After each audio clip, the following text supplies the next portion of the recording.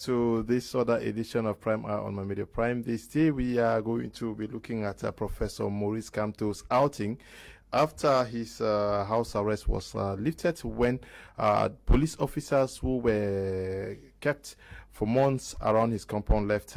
He said that the battle is just beginning. We are going to be asking whether Professor Maurice Kamto has what it takes to turn the tides around, and what he even means by the fact that the battle is just beginning. We also are going to be asking the question whether it is time for a cabinet shake-up in Cameroon. It's been long that the President of the Republic touched his cabinet. Is it time for a cabinet shake-up in Cameroon? But we also are going to be focusing on what is happening at the level of the Kumba City Council. It is not yet done with that position of city mayor, with the ruling of the Southwest Administrative Court that found the current city mayor guilty of having run for elections in illegitimacy. We are going to be finding out what may come out of the emergency council session that has been summoned by the mayor of Kumba 1 Council, Barrister Kmer, the Lord Mayor Kmer. Moses, the councillors of the Kumba 1 Council tomorrow are going to be telling us the direction that Kumba City Council is going to be moving. Are they going to come up with a deliberation declaring a vacancy as far as the position of the current city mayor is concerned, that would invalidate the possibility for him to stay on as city mayor for Kumba? Should the Minister of Decentralization confirm their position? We're going to be discussing this with our panelists. Two of them are already in the house. Dr. Michael Dimancho, who is a lecturer in some of our higher professional institutions and universities, is in the studio with us. Good evening and welcome. Thanks so much. It's a pleasure to be here again. Good evening to all the so many viewers of My Media Prime, and especially to those in the Southwest. I greet you specially. Okay. Also with us is Fa Evis Tayon. They call him the Kangaroo Man, all the way from Boya, to be part of this edition of the program. Good evening. Good evening, Mr. Kumba. Good evening to Doctor, and to the thousands of viewers of this TV station. Of course, it's my pleasure making present here today. And, if you see me, all in all is just for the fact that we're getting also happy because with the Dream Network Cameroon, we have the first anniversary, of course, and the Golden Award 2020. So that keeps us a little bit, we are so much busy this time at the Parliamentarian Flat Hotel. As it's coming up on the Saturday, beginning from 1 p.m., we're trying to make it one of the first extraordinary kind of Golden Award with a different taste from the ordinary awards that people have been receiving. So I think, thanks very much, because I know that My Media Prime got one of the awards, and of course it's very clear from the awards you get them. With over 30 awards, they are very glaring, with My Media Prime as the fastest growing TV station in that category for the media, and I think that is good. And coincidentally, Mr. Leo talking here equally got the best TV moderator for 2020. Congrats all the same, and I think that Doctor will equally be there on Saturday for the Golden Award. Thanks very much. Okay, if I'm voted best moderator of the year, I'm sure it's because of the televiewers now.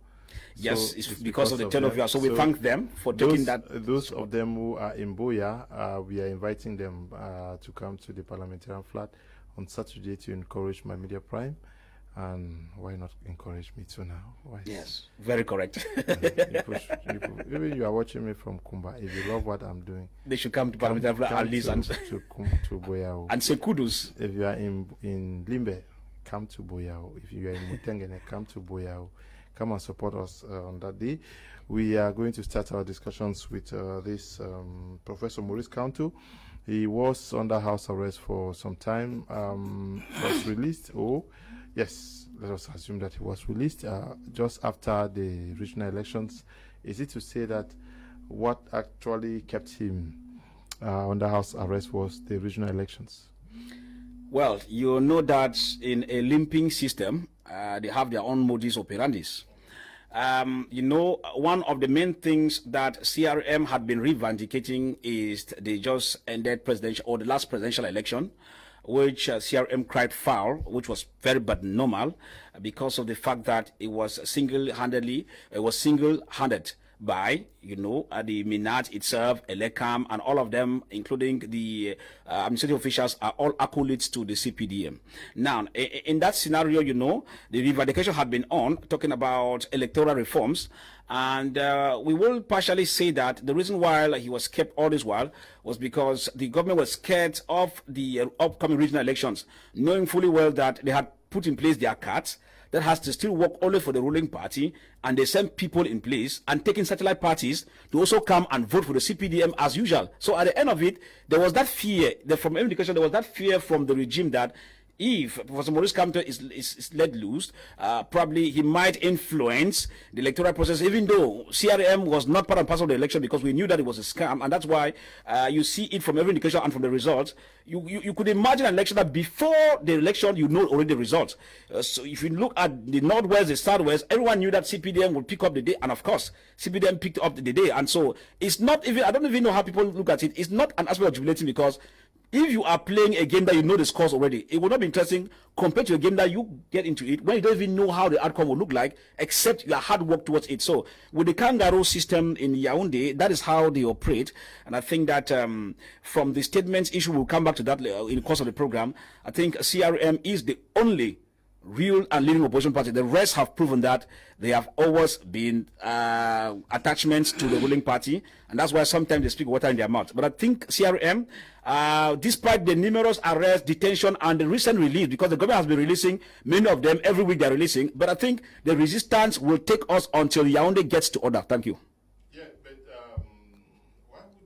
why would the government be afraid of Professor Maurice Kamto, when we know that on the 22nd of September he called for an uprising in Cameroon and people did not really come out? Yes, the government is afraid of Professor Maurice Kamto of one thing. First, as the joining politician so far now, the joining one so far now, if we want to add others, I can only add Madam Edith Kabankawala. That's the reality on the ground. With the rest, I think it's an issue of ping-pong game. Now, while you see the government peculiar about the Professor Maurice Kamto and the party, is for the simple reason that the force that the party carries on the ground is a force, the only force that can reckon with the CPDM. Now, you realize that for the uprising that was called on the 22nd, if not of government intimidation tactics, it would have taken place. You understand that there were numerous threats from the NAT boss, from officials, you come out, will do this, and before that day, you could understand, 24 hours before the day. Did you expect the government to roll out a red carpet for you guys to move out? No, we're not expecting that. But with the intention to oust the president of the Republic? No, the intention of that protest, that's what most people don't understand. You cannot take a protest on the street to oust the president. It doesn't go like that. The intention of the protest was to make the voice of CRM and what we are reivindicating to be heard by the government. That is the most why we said we were to move. We had an agenda to move in particular areas in town and not to unseat the president. If you want to unseat the president, you should be taking guns and going to A2D. I don't think that was the issue. So, but the government on their part, since as they know they don't have the support, because out of over 26 million persons, if you have over 6 million persons who register and less than 3.5 million persons go to vote, in that case, you can realize that you can begin to see that it means that less than 2/10 of the overall population is seemingly seen with the CPDM. Where are the others? Therefore, the party does not get, or the regime does not have that overwhelming support, if not of intimidating tactics. So, CRM has understood these things. And that's the more reason why we said, as a matter of fact, the regime will continue to tell you that petty party politics. At the same time, they shiver. If today, Mr. Leo, if I tell you that tomorrow we shall be at Mbopi at 10 o'clock, know that this night we'll begin to deploy troops this very night. But if another party says we'll be at Mbopi tomorrow at 10 o'clock, I rest assured you can be there. Because I know that the weight of it and what you can cause the regime will not be something that they need to be afraid. Those are the realities on the ground, and the Yaoundé regime knows more about that. But I think that we are playing our own part to change the country. Many people who think that, well, party CRM is not working the way it's supposed to work, what we know is that when things change for good, it affects everybody. Even you, the journalist sitting here, the triggering effect moves down to all Cameroonians, because all facets of life must be changed for good. Let's pray that things will only move for good and not worsen. Now, Dr. Michael Nimacho, can we say that the CRM is such a force that inspires fear in the camp of the government. Is the government terribly afraid of Professor Maurice Kamto? I would first of all say yes. The latest development has shown us, because if you go scientifically, you are going to come at the end, your conclusion affirmative to say that the government is very, very careful with CRM. And of course, events have shown. Because they will not, I will not imagine how they will say empathy party that has 7% in an election, and then once the president coughs, and then it is the whole government shivers. Then we begin to know that there is something wrong. That it reveals a lot of things to us to know the majority of the non-voters, majority in Cameroon. And the government is very careful to think that maybe those who don't register and vote in the election, they may be aligned with Professor Maurice Kamto. So the government is very careful. I want to take you to revolutionary theories, starting from the 16th century with Niccolo Machiavelli, who actually defined 3 types of revolutions. And he talks about the revolution itself, the sub-revolution, and then the established revolution. And he actually aligned with the MRC, the CRM, to talk about sub-revolutions, which means that what? With the sub-revolutions, you have political parties who actually cause some kind of tension, some kind of uneasiness with the sitting government. And it is, understood though, and you realize that these parties that do that, they have a lot of support from in and abroad. Because why the government looks at these parties as terrorists, those who support them internationally look at them as freedom fighters and as liberators. So these parties, they have a lot of support, they have a lot of credibility in the face of the international community. And that is why you realize that in most of these issues, what happened is that once a party like the CRM stands up to say that we are going to do this, the government has to shiver, because the government, especially that knows that it's not credible, shivers. Because if the government was credible and knowing that this number of people voted for them, they will not shiver, because they know even only the population will rise against the opposition, that party that is standing against the government. But because the government knows that where it is, it doesn't merit, where the leaders know that where they are, they don't merit to be where they are, and they know that the elections was rigged, and then they know actually that people didn't outstandingly vote for them. Even those who say they have 99.9% success in the election, they know internally that they didn't have that kind of majority, and that you see they begin to shiver in that kind of way. So this explains the reason why you find that our government is feeling uneasy, and they have even shown it so, keeping people in prison, and not judging them, and not even saying exactly why they're keeping the people, and then before long, you find that the people are coming out. And they're not explaining why the people are coming out. So we begin to see that this is a government that shivers. And the government is really making us, the citizens, to be afraid to answer back. Really, it's this kind of fright that they are having, that they are experiencing. And you see, and they are also in line with Karl Marx, because when you find a great philosopher like Hegel, the German philosopher, who wrote about the bourgeoisie and the proletariat, he was talking in line with people like the political parties who are even activists. I see that Maurice Kamto is doing more of activism, which is also good, than making the standing government, the sitting government, to feel that there is actually something boiling, and then they begin to take measures. And not to say more, I think that the government has done a lot of changes because of what the CRM is doing, and they do it and they pretend they are not doing, but they are doing. The theory of the configuration means that the what they call the Bapop, the proletariat, they rise against the bourgeoisie, they condemn them in their strongest term, and then the government shivers, and what they do is they begin to implementing, and then they do things lamely. Sometimes they make a lot of mistakes in doing what they do, and tomorrow those mistakes are used against them. Elvis Tayon, your national president has been under house arrest following the field. I don't know whether you people consider it successful September. Very successful, because it was under intimidation. Anyway. Very successful, thank you. Now, what has been the show of your force on the ground since Professor Maurice Kamto came under house arrest? Can we really say that we saw a force on the ground of the CRM that could defend its presidents and those arrested?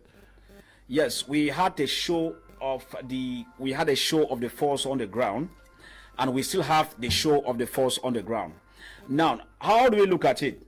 Now, there are some persons who thought that probably the show of the force on the ground maybe would have been for us to take another street action while the president was under house arrest. We did not see it that way. Now, you know, in politics, people take different dimensions based on the realities you find yourself. Now, we understand that it's an intimidating government. So what was our show of force on the ground? We spent time opening other branches and other tentacles to other areas. As I speak now, if I tell you that between the time it was incarcerated and now, we have put in place not less than 68 sub-units on the ground. I mean, not less than 68 sub-units on the ground across the country. Now, why do we do so? We do it because we understand that we are in a process. If you want to fight a dictator regime, you cannot just get there one night and expect them to lie low, because obviously they will tell you power is sweet. So what do? We begin to extend. If you get Professor Maurice Kamto making a statement that if you put CPDM and CRM for election, CPDM will not get even 20%. We know what I'm talking about.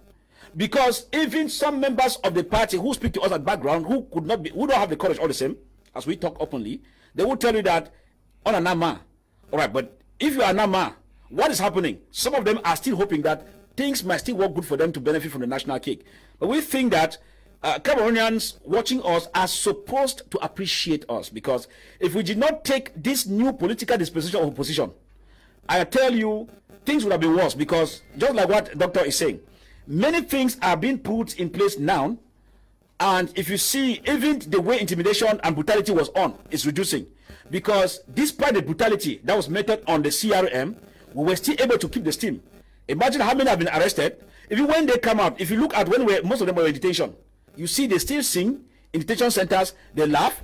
So most of the security forces could not understand whether, was it like we went through some kind of court, but it's a form of political communication that we go through. And we think that once you've been oppressed by your oppressor and you show the sign of fear, you are finished. That's why they will lock you today. After 2-3 weeks, they'll just come and open the dungeons. That place, just go with no explanation. Or a judge will see something and say, we are remanding you for 6 months renewable. And before 1 week, the very judge is opening the prison cell and telling you, please, you have been freed. So you could see the kind of kangaroo system where we are. But I think that we are working for the good of Cameroonians. So Cameroonians have every reason to join. Our problem is not when the country is fine today, Mr. Leo, irrespective of the party where you belong to. Our problem is that things should change, and some people should not take the country hostage and put them in bondage, because we are in bondage. Whether you like it or not, we're in bondage. Okay, we are in bondage, as you say. Now, Dr. Mike Ndimanchu, Professor Maurice Kamto was under house arrest. He previously was arrested and spent some months in Kondingi. Some of their top brass are in prison, the likes of the spokesperson Olivier Bibu Nisak, Professor Fogue. Alain Fogue is there, and a host of others. How do you appreciate the reaction of the militants as far as defending those who are incarcerated? In politics, I think that you don't take things for granted. Okay. These top brands, these top party militants being in prison too is a strategy, and it's playing well for them. You know, it's not like you feel that if they are only maybe the low kind of militants who are in prison, and I mean, the fact that you have these, leaders who are in prison gives the CRM a lot of credibility to let us see that they are for a cause. Yes, we have seen that all over the world, where you find party leaders who have gone in prison for so long a time. And for that, garner them a lot of support, you know, because in all of the communication with CRM now, I think that, a lot of people will express sympathy for them. And they will be really credible in the eyes of so many people to know that they are not only abandoning young militants or down to militants or the base militants in prison. They also have leaders who are like the pelican. You know, I've always described this bird, the pelican, which wound itself to feed its young. That is a true savior. That is a true sacrificial lamb. And I think that this is what the leaders are doing. And Maurice Kamto, he himself has tested it. and he didn't complain. He came out, and like other people, you know, prisons in Cameroon, I've known a lot of political prisoners who, when they go to prison saying one thing, and when they are coming out of prison, they have changed their tongue, and then they are speaking at the back of their tongue, and I mean, their language changes. So, but Maurice Kamto has been very, very, static. He has been focused. I was expecting him to come out of prison and then express regrets for all the time wasted. But I think that what he said, encouraged a lot of people to think that he's for a just cause. And having been under house arrest in Cameroon is not a new thing. I'm sure that he must have learned from the house arrest that Neil John Fundi went through in 1992. You remember that Neil John Fundi too was under house arrest. So he already knows that this is a strategy of the government. So he was not worried. He has learned from the past history, and he knows that one moment he is going to be released. Neil John Fundi was released, and he knew that he is not the first to be treated that way. I'm sure that, he took that as a moment of reflection. I'm sure we even expect him to see a book that he has written while he was under house arrest. This is how political leaders they do, and that kind of a book serves like, like cake.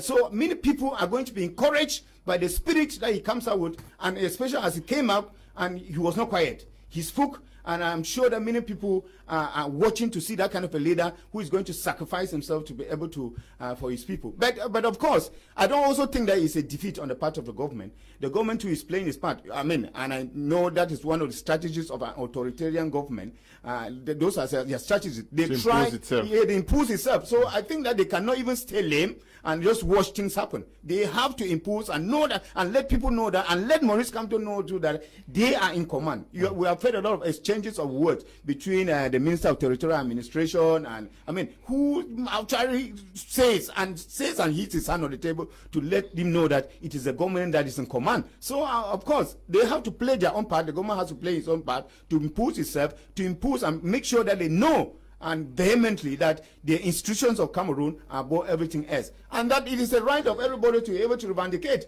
but only do that under the law, and that is what they are asking for. But of course, when we look at the history of revolutionary histories, you realize that sometimes with the kind of a government that is in this kind of dictatorship, sometimes it is not easy to be able to respect the law and let on top of the government. So, like Mr. Farr said, I think there are two people that we are respecting in Cameroon, and I share with him, abide by what he said, with Kawala, and she made a statement one time prior to the presidential election. I said, you people are going to the polls, you are wasting your time. We think that the best way for you people to do is to get up, let Cameroonians get up and ask Mr. Biya to get out of Itudi. And she was working with a broom. So I don't know how far that could work in Cameroon, knowing how tyrannical authoritarian governments are. When it happens like this, there are only those down there who suffer because, people don't have any remorse when they spill blood. And I've always said that no amount of, no ambition, no political ambition, no amount of political ambition of anybody it can be compared to the blood that is spilled in the street. And therefore, people have to respect lives. We have to do politics. Are you saying that the sending into house arrest of Professor Maurice Kamto rather worked in the favor of the party? He worked in favor of the party, especially as Maurice Kamto didn't complain. Especially he has come out strong. Because I saw him as he came out strong. And I'm sure that the party had a low spirit. And during his house arrest, I even saw how, women who stripped themselves naked, asking for his release. I've seen RNC militants who went, trying to even sympathize with him before they were pushed back by the military. I think that these are all indications. And Maurice Kamto, where he was seeing all that was happening. A leader who is there in that kind of state and sees his own militants actually, go define every odds to be able to do this for him. That kind of leader should never betray. He can never betray. And I'm sure that he had a low spirit, and he was very, very confident knowing that his people were with him. When your people are with him, why are you afraid of? I think that our government is afraid because they know that the people are not with him. So if the people are with you, you don't have to fear anything. thing. Because anything that happens anyway, the people are going to rise and the people to defend you. And that is the reason why we only have our government, our president who addresses us 2 times a year. Our president who may not, doesn't come out, to... So I think that that plays very well for the MRC without any bias. Pa Evistayon, you people started with hold up electoral, where you said the election was stolen, and a series of protesting activities were organized by your party. It moved on to the call after the president convened electorates for the regional elections by a president, for a call for Cameroonians to move down the streets on September 22nd. Will he press on with the call for a regime change agenda through the streets? Does he have what it takes to pull through that? What I'll be able to tell you is that the revendications that CRM is talking about is not only electoral reforms. It has to do with ending the war in the northwest and the southwest region. It has to do with stopping corruption. We know about the scandals and the issues of the Chan, the construction sites. And so these 3 things are on board. And what I must be able to tell you is that President Professor Maurice Kamto and the party in particular will continue to resist the regime till death do us part. I repeat, will continue to resist. Now, the issues of our next steps, we will not be able to make it very official here, but we are not planning any coup d'etat, but we are doing things that all Cameroonians will be part and parcel of it. I think that if you look at our communication units, we have been able to educate Cameroonians a lot, many.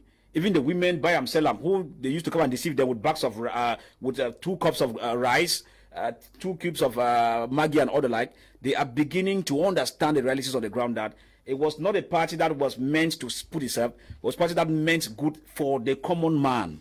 And so asking us whether we'll be able to press on, yes. And the pressing on will take another dimension. And I want to let you know that Yaoundé will feel the weight of the party as we move on. As a matter of fact, the issues of arrests and intimidations are no news to us because we see it is already a normal phenomenon. And so they could intimidate, they could make communiques up and down. You know, what the only thing we realize is that it's only political education. Because Cameroonians are feeling the pinch and the heavy weight of the minority in power in Yaoundé, but the main aspect is that fear, the fear factor. Because what the Yaoundé regime has understood is the aspect of intimidation.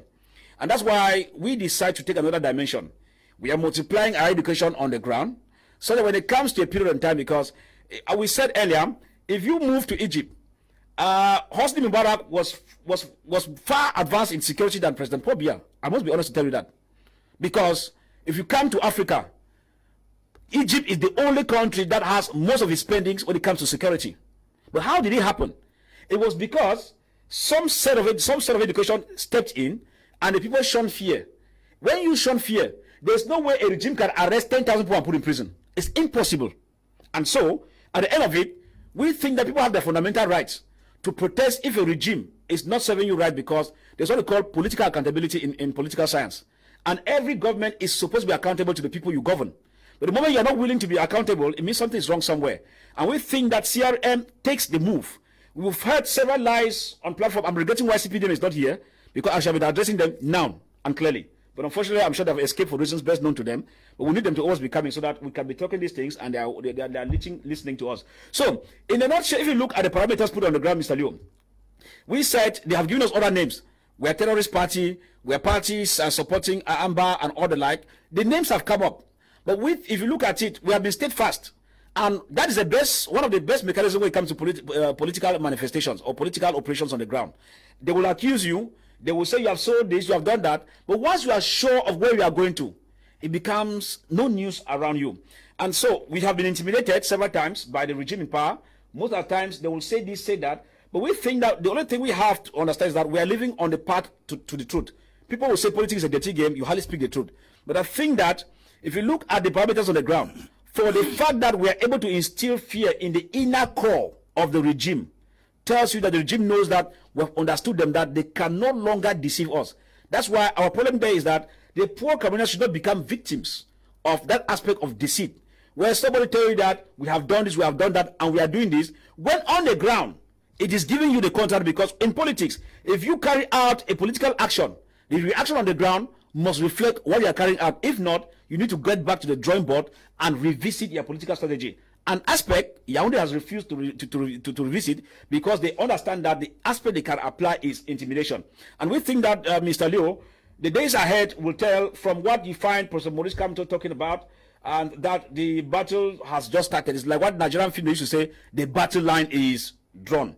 We will be able to put up an irresistible track that will know that we will move forward for things to change, whether Yaoundé regime likes it or not. It is a matter of time. But the constant arrest of some of the top brass of your party also inspires fear in some party militants. No, when you say inspire fear, no, it inspires fear on those who are out of the party. As I've been telling you, in our activities on the ground, they have been moving unperturbed. Our activities on the ground, our implantations on the ground, and as I speak now, if I tell you how many of even those in the system who move over, you get the point. They don't move over because they like, as we implant in the various neighborhoods, in the various party units. Come again? Which system? No, in the CPDM. In the CPDM. Cross capital to... They are. I've attended even 2 of the events around the neighborhoods in Bastos, where we're putting party units. You find them, they tell you that, on tell about finalement, on n'a pas vu, finalement, c'est comme si c'est le parti de vieux. You know. Now, what is the difference? What keeps our force is that, first, if you look at the cream of people who make up the party, look at the cream of the people. Away from barristers, journalists, and level-headed, you don't get that kind of crew as per se at the magnitude where we find ourselves in the ruling party. I'm sorry to say that. Why do I say so? Because in the party, the moment somebody is brought over and is singing a song, it means that person is not journeying. But the moment somebody is not brought over and is able to say things the way they are supposed to be, it means that person has something that you need to revisit. So, in a nutshell, if you look at the way the party is structured, I keep on telling people in the quarters field the party as we carry out the implantation. And we are still doing it because we know that the political road has not ended. We have a long way to go, and we are fortifying, even in the East region and in the South region that I'm talking about. Even though you get the militants being intimidated in the East, in the South, but you see, that's not political maturity. Because the further you think you command East and South, should not stop another party from infiltrating. When the party comes in and you start intimidating the militants, and then from today you are calling them to come to the police station to answer questions of trying to destabilize the area, you know, that's the mechanism they use. But I think the bona fide members of the party are no longer afraid of the regime's threat. But if you are new in the party, you could be afraid because probably you have not undergone baptism of the party. But for those who have gone through the roots of the party and who understand where we're going to, I think it is a good thing to be in the party and to understand where we're heading to. Okay, Dr. Michael Dumancho, you are an observer and a key civil society player as far as Cameroon's political landscape is concerned. When Professor Maurice Kamto says that the battle is just beginning, what can he do? I think, you know, I also want to talk about issue of politics, yes. You know, there is what we call political propaganda, which plays a very big part on the opponent. Of course, sometimes action speaks, but too, in politics, what your discourses are things that are remembered. Because tomorrow, I will let you know, I will tell you that when Maurice Kamto speaks, there is a security operatives that sit in Yaoundé to talk, and they discuss about what he has spoken. That already creates a lot of panic. It creates a lot of panic within the government. And I think his speeches also incarnate what they stand for. Because when he speaks, he doesn't speak for himself. When he speaks to even his militant that is right down there and Meganga. I think that it is like a doctrine. He's preaching. It's like when President Pobia speaks, you find that the whole week journalists are making an analysis of his speech that he has made. And I think that the speech of a leader is usually a very, very fundamental thing that people have to don't have to take lying down. So Maurice Kamto, I think that he has a vision of his party. He mastered his party, and he mastered the government that he has worked for. He knows, he has worked in the Ministry of Justice, and he knows exactly how the government operates. He knows exactly how an opposition party can create panic as far as the government is concerned. You know, and his militants too, who have gone through the baptism, as Mr. Farr said. I think that there's one mistake that our government is doing, is to keep on arresting people and putting in prison. Because these people get immune, let me use the word immune, to prison conditions. And meaning that when you already get too used to prison conditions, when you put someone in prison, it doesn't make any sense to him. He's already used to the terrain. He's already used to the environment. He's already used to the milieu. And therefore, going back there doesn't make any sense to him. It's not like those the robbers and thieves that you have in New Bell. When they come out, they commit some crimes because they know that is their house. They are already used to the house, so it is no problem to them going back there. So I think our government should re-strategize. Nutshell, I think, to a person like Maurice Kamto, sometimes there are some. It's good to make some reflections sometimes to make political discourses, because in as much as what he says is good for the militant, I've heard him so many times say things that he has not respected, and he says things that sometimes he contradicts in the following discourses and certain speeches. So a leader is that kind of person who strategizes. He has to have strategists who tell him, this is the speech you should make, because this is where we are going to. When you just come out, I don't know how long he has already had to sit with his militants. You single-handedly make that kind of a speech without consulting. Actually, you are close members for you people to talk. I would think that you are talking out of excitement. And a political leader doesn't talk out of excitement. He actually does a study. He looks ahead, does some feasibility studies, and see how weighty that the speech that he's making is going to create an effect in the government and in the future manifesto of the party. I think that, well, if he had consulted his party members, I doubt when with a few days he had come out that I think he made that speech out of anger. He made the speech out of anger. I know anybody who is angry would always want to push back and see that he is standing strong and he's standing tall. Like but I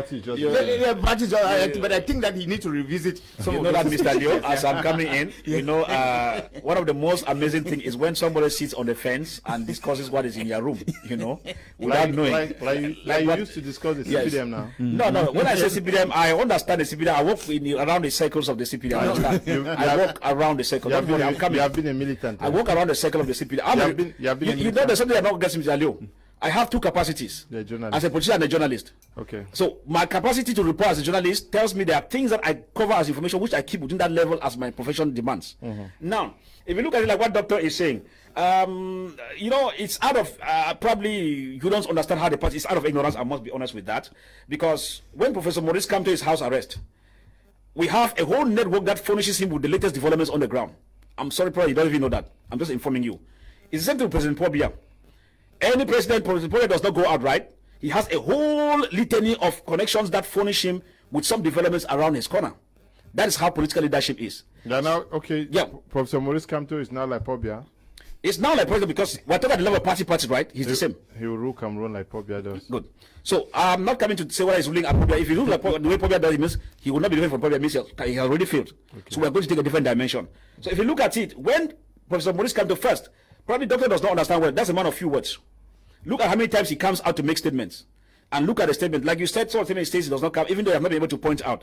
Professor Maurice Kamto is somebody that we draft most of the things for him. We could be talking. You see me on media every day. But look at Professor Maurice Kamto, whether in house arrest under house arrest or not, he will talk when it's necessary. That is his natural nature. Why? Because the Etat Major, as we are around him, we give him the necessary updates on what are things you have to do.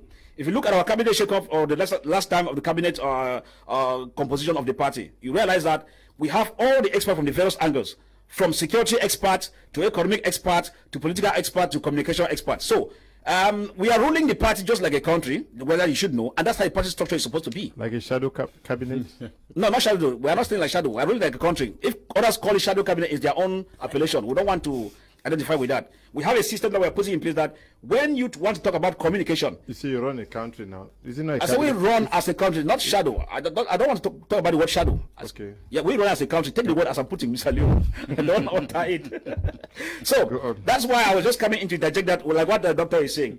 if Professor Maurice Kamto gives a statement, what Doctor does not understand is that in all his utterances, they are not taken lightly at the presidency and at within the inner core. Why? Because when you are with a politician that understands you and can challenge you, you don't take his things for granted, because when you take it for granted, that's why if I see the government intimidating, I understand it's part of their tactic, because if they were not using intimidation, they would have left it to the air long. So probably, but the question is, intimidation only works for time. If you are intimidating the people and do the right thing, they can within a short period of time forget about the wrong you have done to them and then start following you. But once you intimidate and you keep on doing the wrong things, you only make them to become more hardened, their hearts become stronger, and it will get to a point that you'll be surprised at when they get up, even your intimidation will no longer work. And so that's the system that we find here. And I think that many have been talking, many who called me based on the recent outing of Professor Maurice Kamto, have been trying to find out if they could decode, even from me, what lies beneath the statement, you know. But I want to let you know that, as I said, we are not planning any evil against the regime. All things that we'll do it broad daylight, so that the regime will understand that if you think you have the support of the people, then you need not intimidate people, because the majority you think you have are supposed to fight CRM. But if you don't have that majority, then we are sorry, we have to take the ball game as the politics unfold. The battle line has just been drawn. Thank you. Is that not propaganda? It's not propaganda. Why? Because the things we say are things we move closer You said if the President of the Republic dares to call for regional elections, you are going to pull the population down to ask him. The elections have taken place. The President of the Republic is still there. Now, what you don't understand, Mr. Leo, is simple. In our political move, we give work for the government to work. We put them at work. Excuse me, I'm coming. When we say this is what we're going to do, of course, you've seen what they did to counteract what we said we'll do.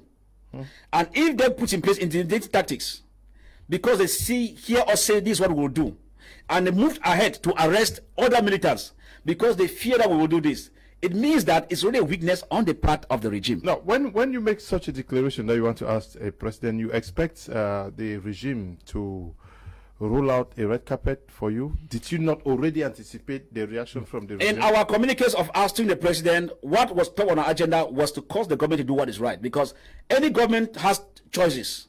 If you think that you could be ousted because they are pinpointing the wrongs, because the man who thinks that he wants to overthrow you, right, tells you the wrongs you have done, he quotes them down.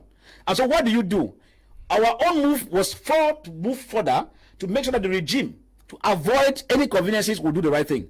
But unfortunately, we have been able to make Cameroonians understand that the regime is not willing to even correct the errors they are doing, but they are instead willing to intimidate and move with more errors. And that's the message the regime gave back to us. And so we are even glad with the move we put in place and the reacted that way. You say the battle line has just been drawn from September 22nd. You think something bigger is in the pipeline? Mr. Leo, the common characteristics of conflicts and uprising or things that have led to overthrow of a government or the downfall of a government has always been like this as the common characteristics. Whereby you take the opposition for granted, sometimes you intimidate and think that it's over, the opposition comes back, and it gets to a point whereby you start taking all what the opposition tells you as propaganda. And that's where your downfall begins. Because the moment you start taking it for granted as propaganda, before you know it, you could be surprised that even the people at your backyard take the lead. Whereas you were thinking there's a position at far who will take the lead, before you know it, somebody will in your circle. So, all in all, is to let you understand that from the mechanisms that are currently going on, our main aspect is to draw the lines and educate Cameroonians to know that they should not continue to stay on a fear factor and continue to languish in poverty with all the wrong things that we are undergoing as a result of Dr. the Michael regime. Certainly has a reaction to what you just said. Yes, I have a reaction, and I've been itching to actually get back to. You know, I was listening. Listening to my son talk this morning with the neighbors, and my son was telling the neighbors child, each time Daddy says he will beat me, each time he says he will beat me, each time he says I never beat me. Do you even think that Daddy can beat somebody? So I think that I want to put this to the issue of the MRC. Each time you say this is going to happen, each time you say this is going to happen, and finally it doesn't happen. You just talked about the government preempting issues and arresting people. Normally, I've talked about strategization, that when you make a statement like that, you should preempt. you should look ahead and know that as you are planning, the government too is planning. We know. What measures do you take? Because since the presidential election up to now, it has been failed attempts. Woefully failed attempts. That's you what have you said this, and it has not But happened. the CRM does not see it as any failure. They should not see it because you see it that way. They will always have to keep that hope rising. And the issue is I pity but those young people who take it with a lot of excitement, with zeal, with that kind of to think that it is their thing and that they have to do it. I mean, if they don't do it, they will die. So I think we should be very, very careful with the kind of utterances. And Doctor, you said something which I'm happy. That when your father tells you, I'll beat you, as son is saying. Do you know that their father will say, I'll beat you, take it for granted. The day he decides to beat you, it rings a bell in your head. You have not looked at that point. No, the child is taking. You have not taken a look at that measures. Point. My father used to tell me, I will trash you, I'll trash you. I take it for granted. The day he wants to trash me, even neighbors come in. I better not kill that Pekin. And after trashing me, I stay on in order for the next 2-3 months because I keep remembering the kind of beating he gives me. And so, unfortunately, the embassy will not be in a measure to be able to trash the government because one measure you don't have any military, of course. In that sense, is not the direction we're taking. Don't worry. That is true. That is true. But I think, in as much as you are doing the propaganda, which is actually helping the Cameroonian politics to stay alive. That is one thing I congratulate you for because we are not. You see more as propaganda? Yeah, it's propaganda because I do not see where they are going to. Because he says they are not going through uprising and through, a coup d'etat whatsoever, and they refuse to go for elections. Is that not contradictory? So how do they want to come in? Yeah, but and I'm surprised he's not seeing the results. In his check on the corruption index. Check on what the government is doing. Based on what CRM pointed out, you will understand whether it's freedom food or not. No, really. I think that I'm sure that you want to see, but instant move into the government circle. Your national president hinted on the ballot box. He said something that has to do with the ballot box. Is he finally turning around to believe in the ballot box? No, when we talk about the ballot box, I think we have never rejected the ballot box. What we have rejected is the electoral code. We have said it needs to be readjusted. That's the main thing. Because when you look at the ballot box, once you have wrong electoral system, anything you do in the ballot box reflects as per that system. So that's why you see we have been reinvestigating that there must be amendments on the electoral code. Once the amendment is done, if you look at it, those who were not taking CRM serious, we spoke about regional elections, for example, we are not going in for. Many people who came on platform, CRM is making because they have not gone. What is the outcome? They are crying foul already. You get some political parties that are crying foul, you know this and that. Some people went somewhere and gave their votes to CP and all the like. The mechanism is carefully put in place. It's a kangaroo system. We understand, and that's why we are not crying foul. But if you look at it critically, the moment we are pressing hard and the electoral system is put in place on a level platform, you begin to see the real politics and democracy in Cameroon. If not, what all people say here, democracy is going on, elections were free and fair. Look at the recent communique issued out by a government spokesperson, that you will get some irregularities somewhere in terms of insecurity, and in the whole communique, it paints all went on hitch-free and fine. When even the councillor died, when even there was political corruption in some areas, we look at it, it's a government propaganda, we don't refuse. We think that we should be moving in a more mature system whereby we are not in the early 60s whereby there were no media organs, there was no telephone, so you could deceive people and they realized something some years back. But you and I know that in the present dispensation of digital age, the moment you are going on with election, something is happening in Akum. We're able to understand that Farah Anthony was injured. We're able to understand that Eseminela was injured. At the same day of the election, few hours later, we're able to know that this particular councillor was killed in a military convoy and all the like. So, if you want to talk about honesty in a level of a government system, these things are supposed to feature in a statement because people already know. Okay, greetings, Mr. Liu and panelists. In as much as I am not for the government, I don't think the CRM should brag of creating panic on the government. It is not an achievement because a mother with a stubborn child always has a ready punishment for the child. Cameroonians just need to sit and pray for divine intervention. Keep drawing battle lines to your detriment. Quite Bless is writing from Yaoundé. Good evening to you, Bless. I am Kundang from Banga. Banga Bakun.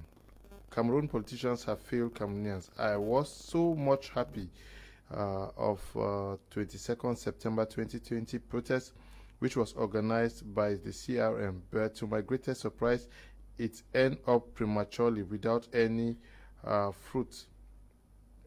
Okay, Cameroon politicians talk more than action in this country. They haven't understood that there isn't any law in Cameroon. The ruling party is terrific. That Cameroon is a state of law. The law they talk about has long been forgotten. Okay, Kundan, good evening to you. Stop calling. Esther, writing from Yaoundé, says, good evening, Mr. Liu, and to the Kangaroo Man, and to Dr. Dimancho. Mr. Liu, I am not a militant of the CRM, but I love what Kamto.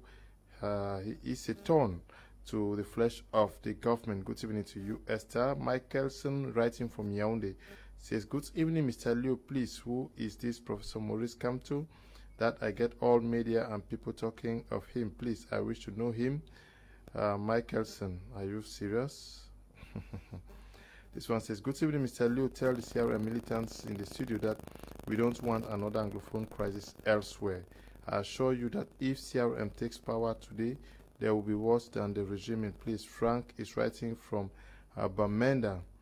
If CRM wanted to prove that they love the people, they would have used the Anglophone crisis to win the hearts of the people of the two regions by at least going there for one time, but he chooses to stay in Yaoundé with his militants and make, okay,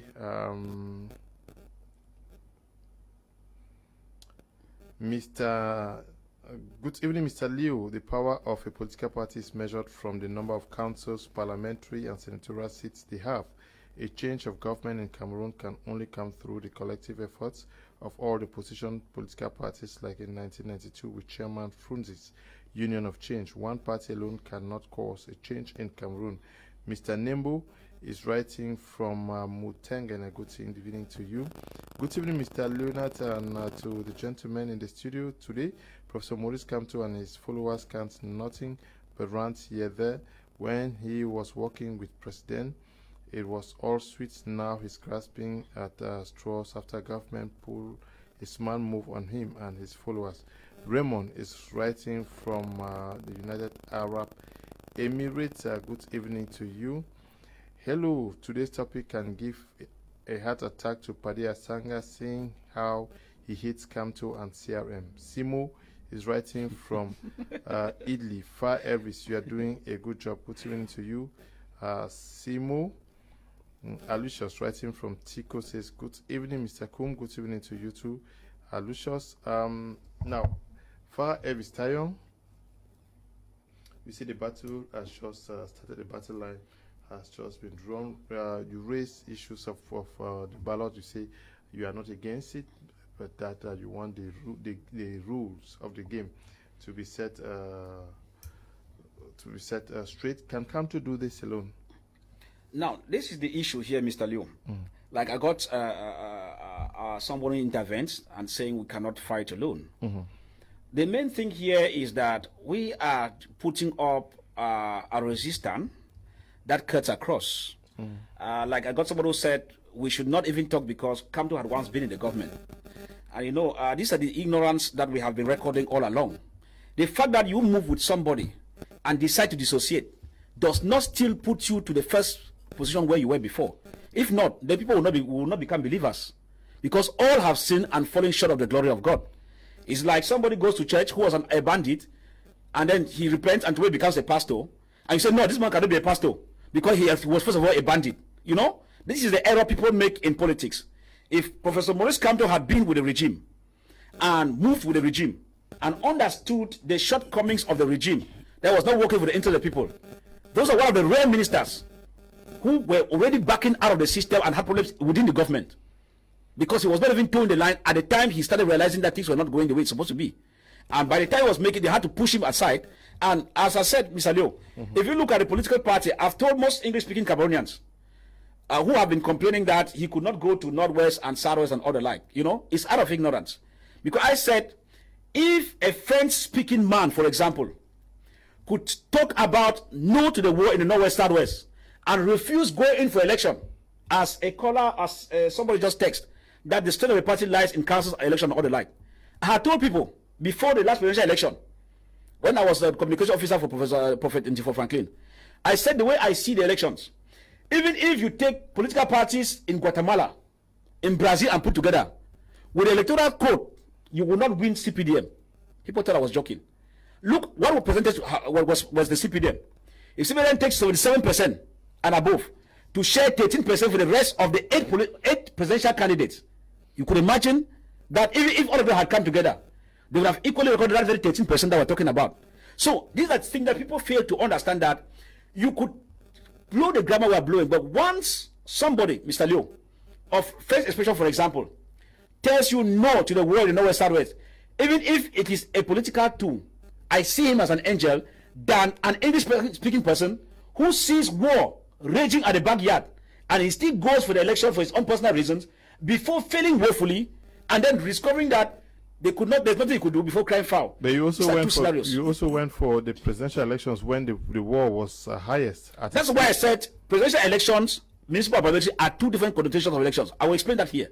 I said earlier, I've explained it several times, that when you look at elections, the level at which you move presidential election is the universal summary of presidential election is not the same. Somebody who goes for presidential election, for example, what was the mechanism for the CRM? If you go in for elections, something you have not understood, which probably people have not understood, we were educating. In presidential election, you can carve regions. You work on where you have the majority of it, and you come out victorious. Without necessarily going in the areas where you have disorder. You can do that mathematics in presidential election, you move through. But when it comes to municipal and the council elections, it is grassroots oriented. The terminologies does not apply, because there you must work with the national sovereignty of the national suffrage of the people on the ground. And so once you take this approach, that is one of the reasons why CRM could not go in for that, because you need to work with the people on the grass. You could not corner the people in Furawa, the people in Akwaya, because most of them had been displaced. But in presidential election, you could carve out northern regions, you carve out center and littoral, and you move through. And that is one of the areas where CRM came out victorious in the last presidential election, which people have not understood. Because we did the mathematics, carved out the areas, and the mathematics gave in. The government narrowly went in and changed the issues as per se. Why? Because they had that urge over the control of the election. And that's where CRM came back and said, no, with this scenario coming in, we think that if people have to move in, because the person on the ground needs now to take part in the municipal and parliamentary. Therefore, there's every need for us to back out, because the person's representative on the ground will not be taken into consideration. Very visible. Tabot from Bamenda says, I think Mr. Kamto and his militants are trying to frustrate. I think Mr. Kamto and his militants are trying to frustrate the life of Cameroonians. For instance, after all the noise, what has Kamto done to bring freedom to those people that were arrested on September the 22nd of March? Tabot, good evening to you. You're writing from Bamenda. Good evening, sir. What gain do those who interrupt you through calling get despite the instructions on the screen? Matthias is also writing from from Bamenda. Good evening, Mr. Liu. I'm not a militant of CRM, but we are breeding now because of them. May God bless CRM. Chin Clinton, Ekanyo Berunui, writing from Douala. Good evening, Mr. Liu. Thank you for the great job. I would like Mr. Elvis to know that Cameroonians are intelligent people. What they need now is the truth and action, not facts to justify political interest.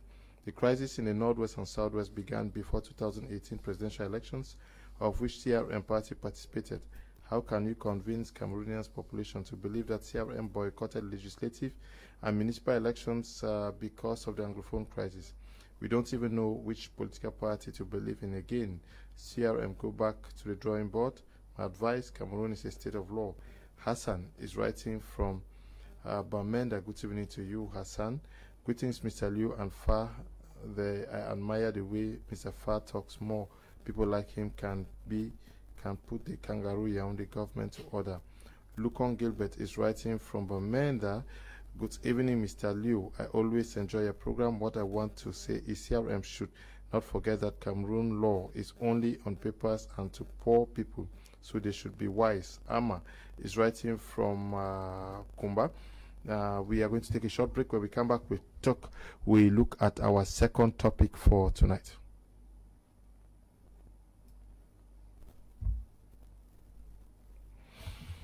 Okay.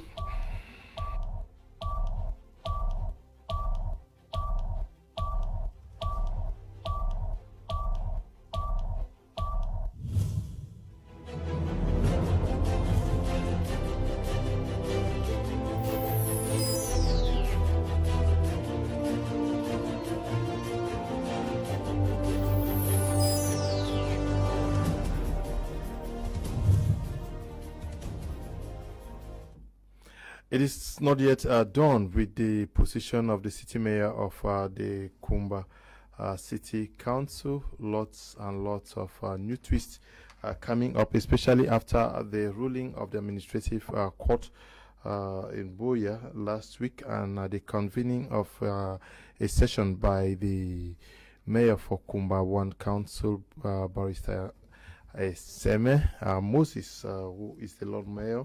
He has convened the councillors of the Kumba 1 Council to look into this matter, because according to the ruling by the administrative court, Southwest Administrative Court, the issue now lies in the powers, lies in the hands of the councillors.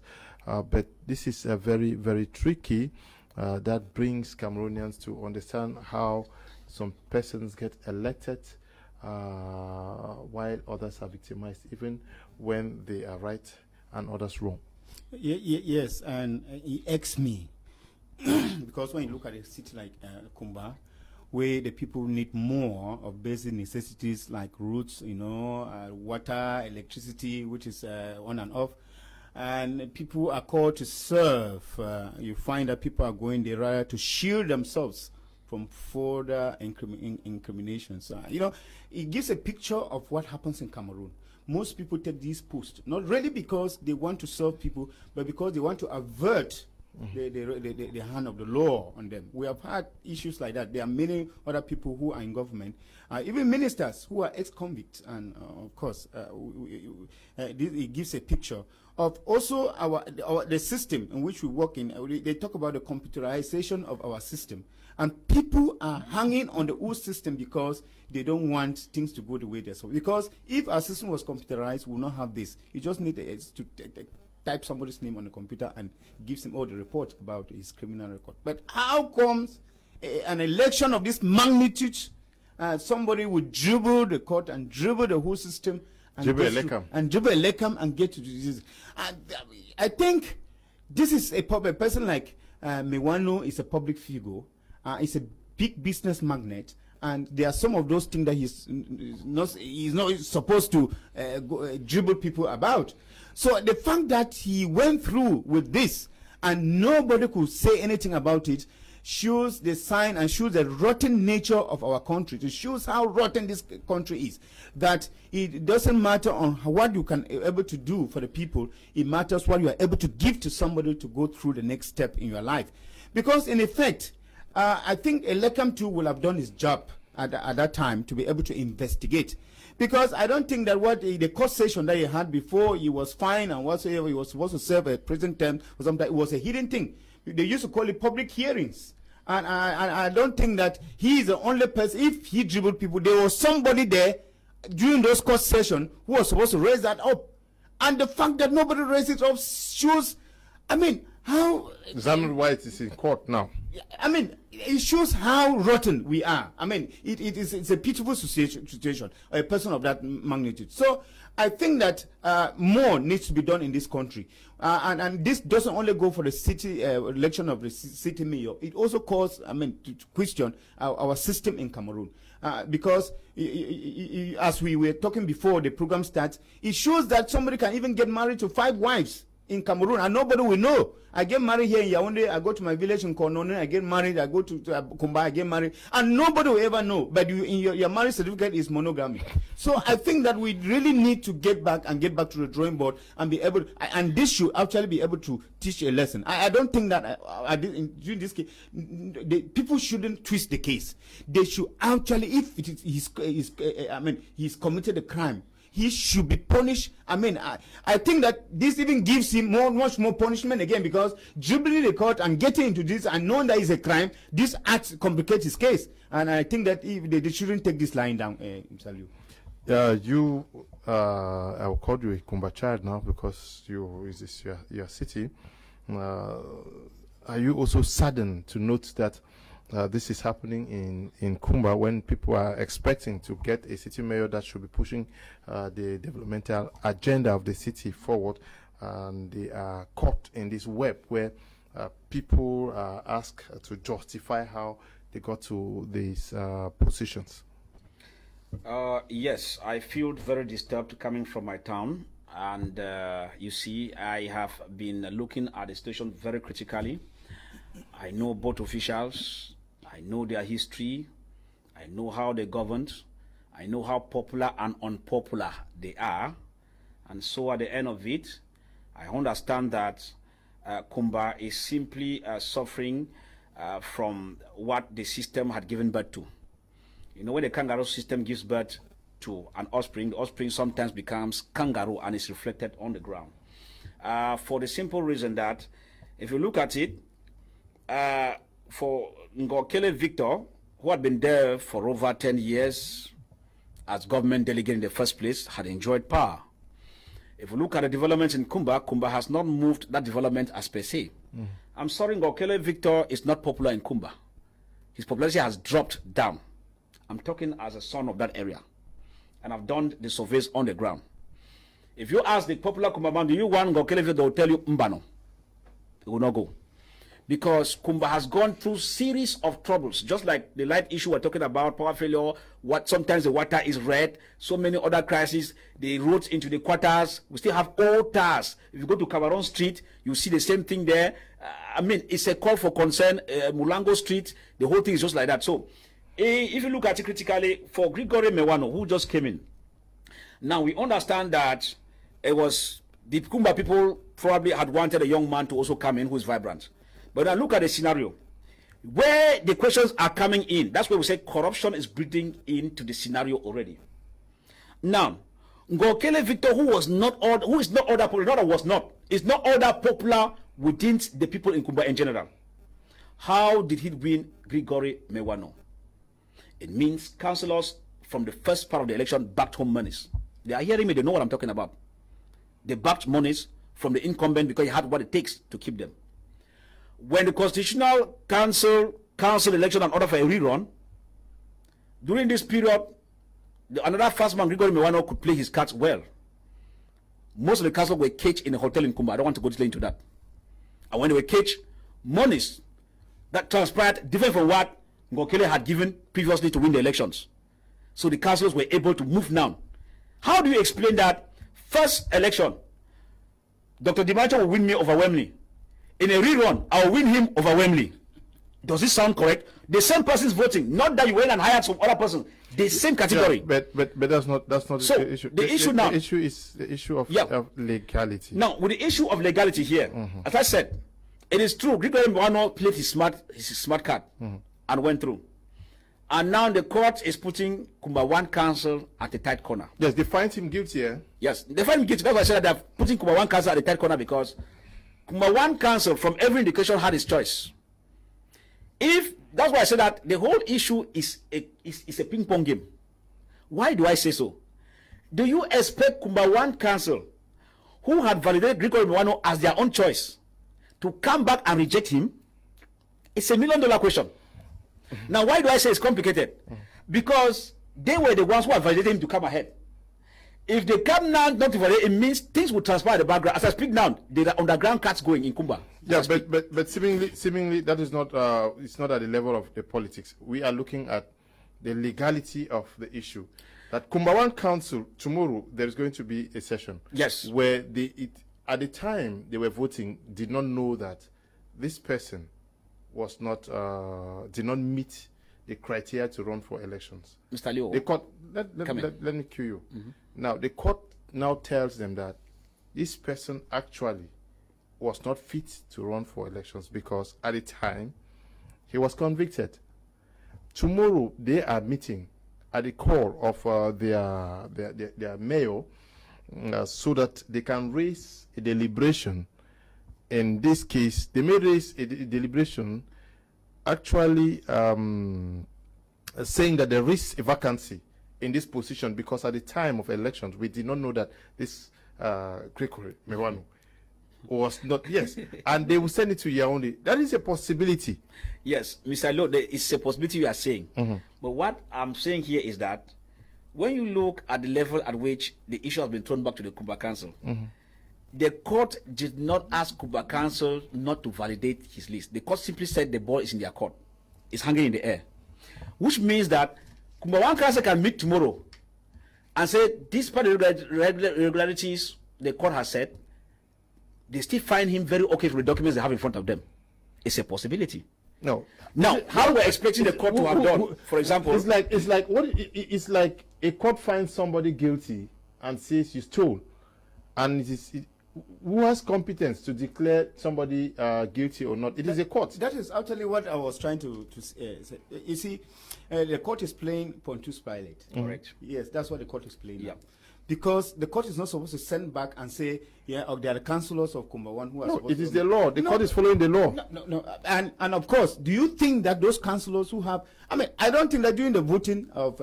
the councillors projected Mewano as a competent person who can be able to run the affairs of the Kumba town, Kumba city. And of course, they will say, okay, the issues of the law... they didn't vote him looking at the legality of what the law will say. They were looking at the good person who can run the affairs. And they will put this argument on the floor and say that he will not be like a pound of flesh. They are putting it to who? They were going to send it back to the court because I see some tussle here. Yeah. They will say it is not their competence to be able to, and that they would. You'll be surprised that tomorrow the council will still have to. Insist on. The court, administrative court says that. Who is supposed to implement the court decision?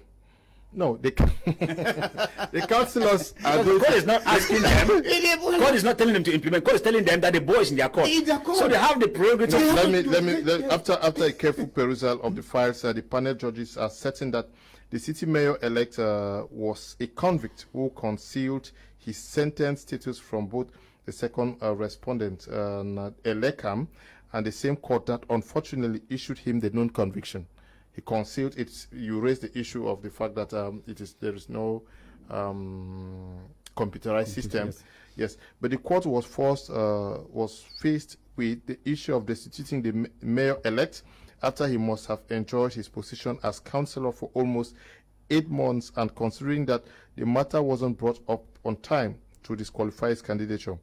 This is where the court itself incompetent to annul elections, but advised for the issue to be handled by the deliberative arm of the council of origin of the accused, which is the Kumba 1 council.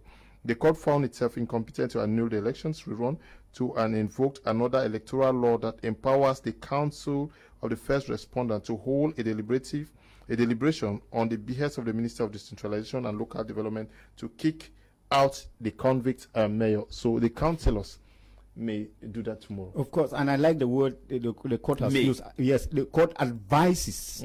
It advises the Kumba 1 council to be able to look at the issue of legality.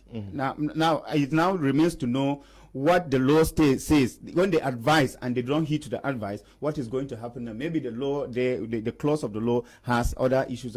But I think that it is not going to be an easy battle because I see the councillors still standing on their points and to send back the mistake to the court and to say it is not their competence. They have chosen their own person to lead them, and this is the person they want to lead. Now, can we say that what is playing out in Kumba now is a tussle of camps behind Mewano and Ngonkele Victor, because we know that there are political big guns in Kumba who have their people, their persons. We have this group that says Mewano should be, and before Safa comes in, I think yes, it should be a big tussle, and I want to come back to the issue of that decision. That decision should be subject to appeal. I think because they may pass through the issue of appeal to say that the decision is not final, and if that decision is subject to appeal, it means that Mewano will not have any problem. He will appeal, and I'm sure that the court. Yeah, but when are you appealing? You are appealing after, because the time frame that is used here is from the time you say you are running for elections to your elections to the time that you were elected. Were you qualified at the time? And if you were not qualified, that is the time frame that they are using. And if you are appealing after that time frame, what are you appealing against? You know, Mr. Leo, the issue is simple. You know, in Cameroon, we can take other appeals all the way around. For example, if he's appeal, he can appeal that even if he sailed through, the fact that he has been sitting for over 6 months, not so, shows that the time at which the court would have looked into his file to probably throw him out has expired. it will be his own point of view. But we saw Ngokele ruling the city council for long, and the constitutional council thought otherwise. Yes, that's why I'm saying that the issue becomes complex because there are invisible hands behind. And you know, with Kumba, that's how it is always. They say Kumba, they can even for dry season. That's the nature of Kumba. And I want to tell you, because I don't want to get to the, because we know all the invisible hands behind, but we don't want to get that here. We don't want to get straight to other things. And so if you look at it critically, it's still going to be complex. Now, between today and tomorrow, there are things that are happening on the ground. Calls are going through. There are councillors who will be called by both parties. Some will tell, okay, if you want me to go to that city for that council session, do this, send me this. The councillors in Kumba are lucky people. Because if they don't construct a house now, or don't buy plots now, they will never buy from both parties. And that is why I said that the issue only gives room for corruption, because I don't know what the law says about what next. But we think that since the Constitutional Council is there, always getting litigations on issues of this nature, that particular court would have sent the matter over back to the Constitutional Council and not back to the council. But as you're saying, in this case, a deliberation is going to be raised tomorrow after the sitting, and that deliberation is going to be forwarded to the Minister of Decentralization to give his final, to make his final say. I'm also asking myself the second question. Yeah, because the court has ruled already. Yes. I'm asking myself the second question about this case. What kind of a case was that? Was it a misdemeanor? Was it a felony? What kind of a case is that? Because they may still pass through the other way to say that this is not, the case that you were supposed to impeach him. So I think there are a lot to it that meets the eye. Doctor, when you say impeach him, to run for elections, they say provide a certificate of non-conviction, and you are a convict and you provide that certificate. What are we talking about? The issue is, if he provided a certificate of non-conviction while he is a convict, as I said, probably he played his smart, and if he stayed there and was only disqualified after the time frame had elapsed. The question now is, what was Ngokele Victor doing? Who knew these facts? And then, because, as I said, the hearing was not in public, was not in private. See where Kumba One Council is. Are you telling me these are sons of Kumba? Most of the councillors in Kumba are from Bafo, bona fide sons and daughters. They know the historicity of these two persons. Now, when the court throws the ball back into the court, if Kumba One Council deliberates in their session and tells that we never knew, it's a lie. Because most of us in Kumba know about how those things transpire on the ground. And it was not done by... Yes, okay, now, they never knew. Now the issue becomes complex. If you say after this step, as per probably the text, they have to transfer on to the Minister of Digitalization. No, they'll take a decision. Yes, if they take a decision and forward to the Minister of Digitalization. Even the Digitalization Minister is not supposed to have a say on it, because you don't have a direct say on elected officials. Yeah. You got a point. But the court, that's why I said that the court is playing a ping pong game. Yeah, it's a pilot. Because the court has prerogatives to take decisions on that, but the minister, because elected officials, because when you're elected, even the president of the republic cannot dismiss you. That's what people don't understand. No, once you are elected. No, what do you mean? Yesterday, no, day before yesterday, the code, General Code on Decentralization, actually says that the president of the republic can dissolve the entire regional council. Okay, for the entire regional councils. Yes, those are all elected officials. No, they are all elected officials. Yeah, but the president of the republic can dissolve. Even the president of the regional council.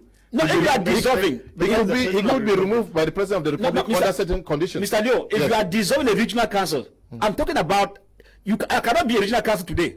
The head of state says, if you are dissolving the entire system, the law will permit. But you cannot single time fire everything. Also, as a regional council, you say you are firing him or you are suspending him. But if it's going through the law court, for example, the law courts could remand me in custody. If I'm incarcerated and I have to serve terms that will be above my mandate, that's when I can be replaced. Okay. So the final say, the population of Kumba, the Southwest region, and Cameroon are looking forward to the councillors of the Kumba One Council. Of course, all eyes are on them, and I think that Mr. Fa made a statement. He said if they have not built their houses, they should. I think that this calls to mind. You people are making an apology for this for corruption. That's what I'm saying. That's what I want to say. No, why don't you think that they should respect the law? Yes. And that's what I want to say. I'm saying that people now, this is the time that the people should get much more determined to serve the people. and actually work on legality. I think that it is not every time that you think that you are an opportunist and you want to take from what other people have failed. So I think they should sit tomorrow and decide for the town of Kumba. In my opening discourse, I talked about the ills, the troubles of the people of Kumba and the city of Kumba. This is the economic hub of the Southwest region. This is the most populated town in the Southwest region. And I think that they deserve better. They deserve electricity, constant electricity supply. They deserve water flow. They deserve good roads. And I don't think that people will start going and playing kind of politics that they are playing there, and the people are just there watching. I mean, amount of money that people are spending to be able to bribe and do that, let them inject into the local development. I think if they, especially a person who has been, I mean, is going to be, I mean, I don't know whether he'll be impeached or whatsoever. I think that he has a lot of money that he could be able to stay back and be able to help develop the community. But the fact that you are spending that money privately and nicodemously, I mean, to be able to bribe people and get in power is the sign that you know you are not going to serve. You don't spend a lot of money to bribe people, and then because you are hoping to harvest when you are a leader. I think that is tomorrow, these people, their eyes are on them. I think that they should go down on their knees and pray and ask God for guidance and make sure that they say only exactly what needs to serve the people. I mean, to help the people of Kumba, the population of Kumba, to come out of this trouble. I think that, I mean, it has been dragged on for so long.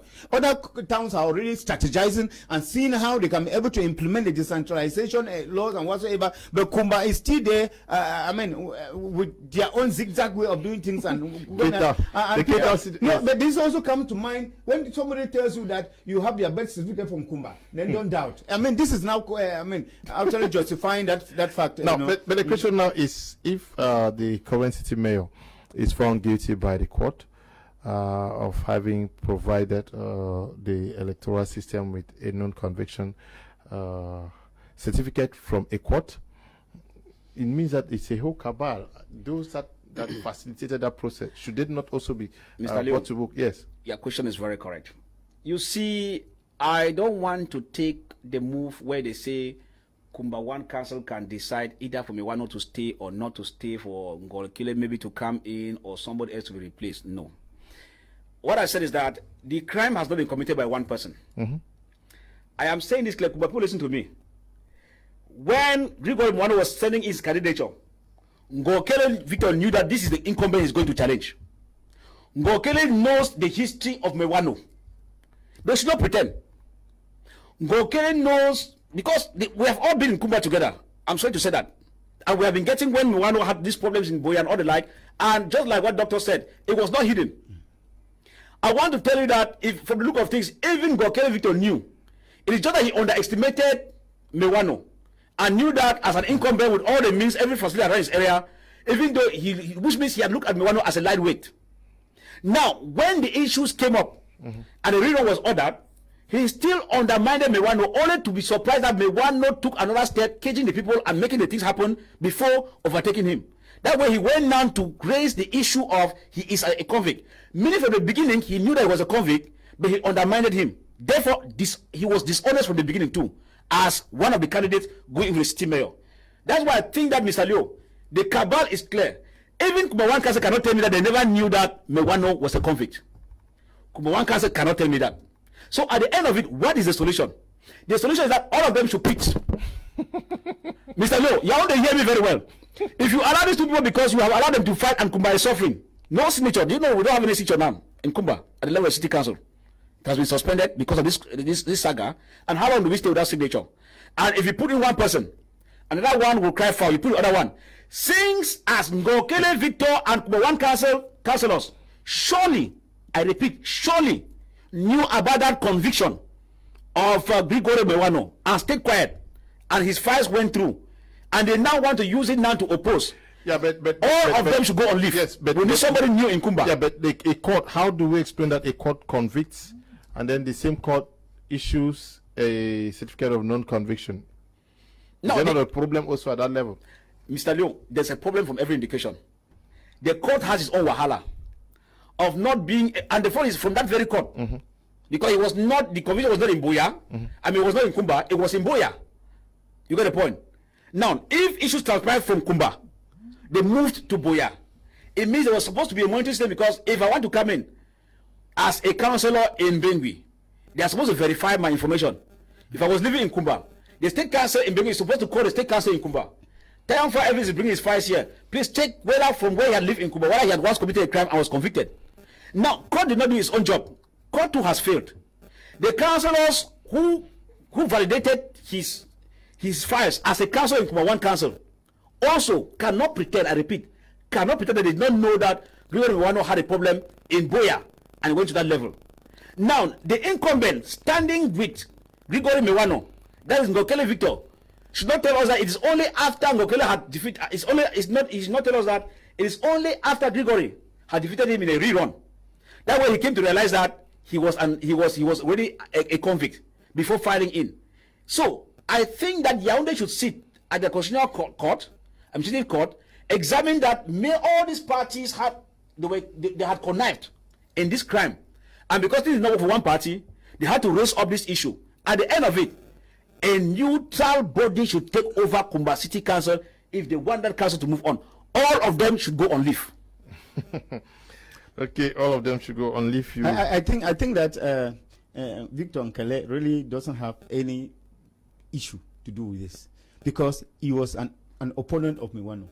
And the issue is that he knew that he has two cards. He's playing two cards. If this one fails, plan A and plan B. If this one fails, I get on this one. So it was just a perfect contestant. But being dishonest, you should raise the issue. No, why should you raise? He know. I mean, Mr. Dimacho, if you allow someone to work with you illegally, it means you validate his illegality. Of course, and that is why he has raised it now. No, he would have raised it from the beginning. He didn't believe that this man could win him. It's not a matter of believing. Yes. Once I put my files and you have been a convict, whether I'm a lightweight or not, notify the commission that Tayon Five had been a convict, even though he's a lightweight. It wasn't his responsibility. No, if he stays quiet, he's an accomplice to the crime. What tells you that it was not raised?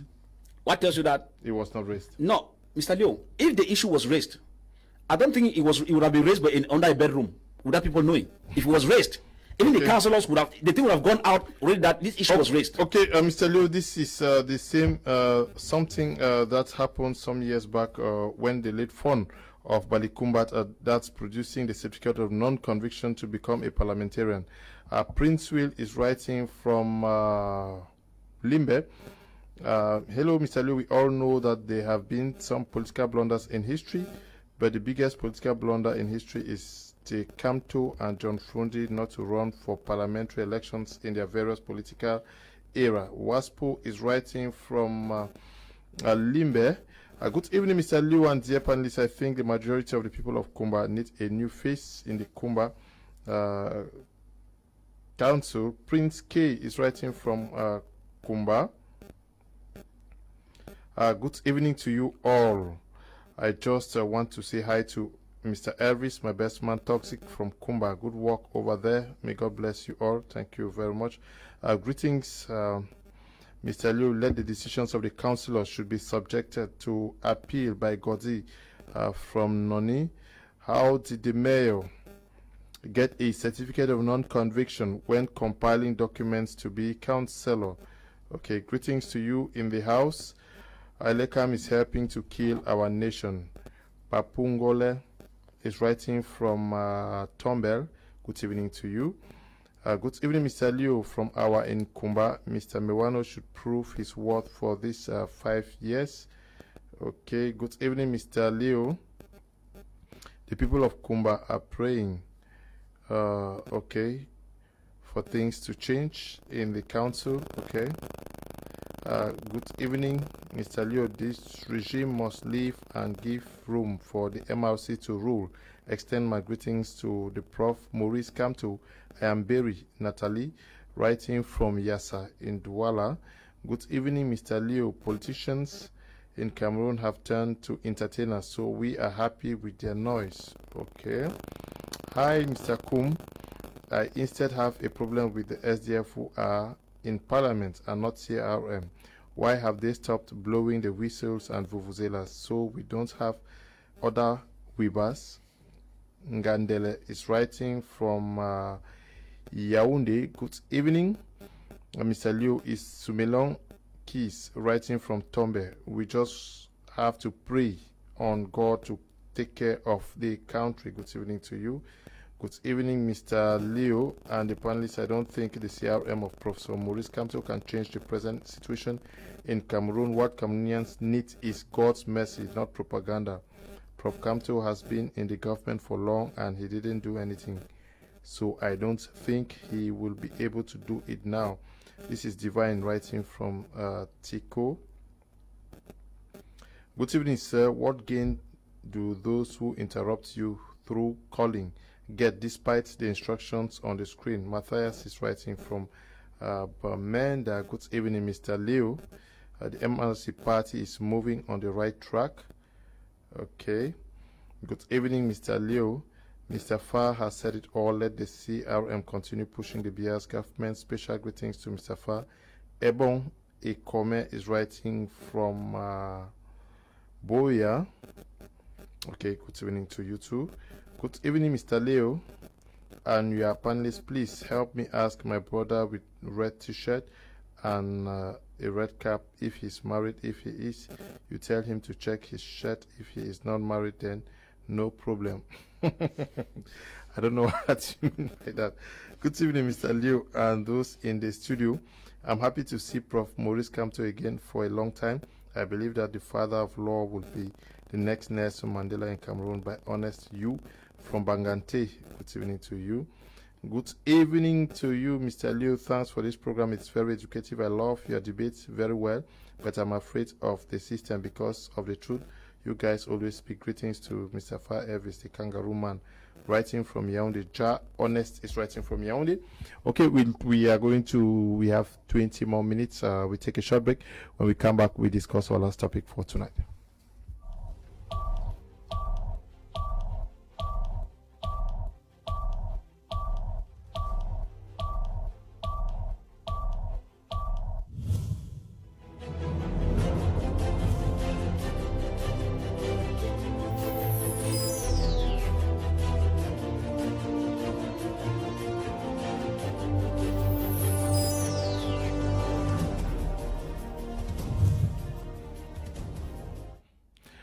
Welcome back. You're watching Prime Hour on My Media Prime. This time around, we are going to be asking whether it's time for a cabinet shake-up in Cameroon. Lots and lots of speculations have been ongoing, yet the President of the Republic seems very comfortable with his cabinet. What is keeping the President from a possible cabinet shake-up? Not many things are keeping him. First, he wants to play with people he knows more, especially as our president is ailing, and we know that perhaps at this age he needs to be comfortable with those he have always worked. That is the first hypothesis. The second thing too, we know of the events that are going to be hosted in Cameroon, and we think that perhaps he wants people to finish their job and get the terrain ready, especially the Shan and the African Nations Cup that are coming to Cameroon. It is also very strategic for him to be able to let those who have started the work finish it before they go. That is the second hypothesis. The third hypothesis is like a rhetorical question. Cameroon is shuffle for what? I think when I was growing up, we used to hear ministers who have been on the same post for 5, 10 years. We have ministers in Cameroon who have been on same for 16 years. 16 years, yeah. Yes. So sometimes we are asking the cabinet shake-up. We know that the last one was in March. In March 2018, and the previous was in 2015. And this is just a few years, and perhaps people in 2 years or so, you are not able to give in exactly what you were supposed to as a minister. The fourth hypothesis is the fact of occultic practices, where we hear some ministers who know that they have embezzled, and they know the crime is hanging on them after the reshufflement. If they are not more maintained, they know the rule of the law, and they are entering into dark houses to be able to hypnotize the president and keep him to maintain them on and on. Since Cameroon, we have known that the Charles Ateba Yene remarked that we are all about the issue of practices, occultic and all whatnot practices that are going on in our government. and that people come in and instead of concentrating their time to serve, they actually concentrate a lot of their time with franc masonry and all those with the pygmies and whatever, taking what it takes to be able to stay on and on in power. Whether they are staying for who, nobody knows. But I think in a nutshell, a cabinet reshufflement should be able to bring at the fore the work of the past cabinet, because they are supposed to take stock. I don't remember the last time the president had even a cabinet meeting with his ministers. I'm sure it's about 2 years, just it's long. And when you have a president who doesn't meet with these ministers very often, do you expect the president exactly to bother about, or is it that he's too confident about what they are doing? When the people are crying, Cameroonians are actually complaining that things are not moving. And we are talking about emergence 2035, and we need young blood. And the most unfortunate thing is that most of these ministers are ailing people. People are already old. I was shocked when somebody was referring to Minister Ngongo as the youngest, as a youth, and was thanking the head of state for appointing a youth as the Secretary General of the President of the Republic. That I was shocked, and I almost developed a crisis. So I think that we need to get much more serious and to know that you are appointed as as a civil servant and not as a fonctionnaire, as the French people will call it, because it is that word fonctionnaire that make people lord it over other orders, that they are appointed as civil servants to be able to serve. Because if you ask me to judge this past cabinet, who is running for about 2 years or so, I will say that very little has been done. Because if you go economically, you see that the Cameroon economy has not changed. You go in terms of maybe the sporting department, in terms of culture, you only hear about wranglings. Even the musicians are not able to come together because the minister has not even been able to bring them together. In terms of sports, we only hear about embezzlement. The Prime Minister was going to Olembe Stadium today to see whether, after all, something has changed. Because after so many failed promises that stadium was going to be completed, and that stadium is at the nose of the presidential palace, where the president can stand and see what is happening, nothing has been done there.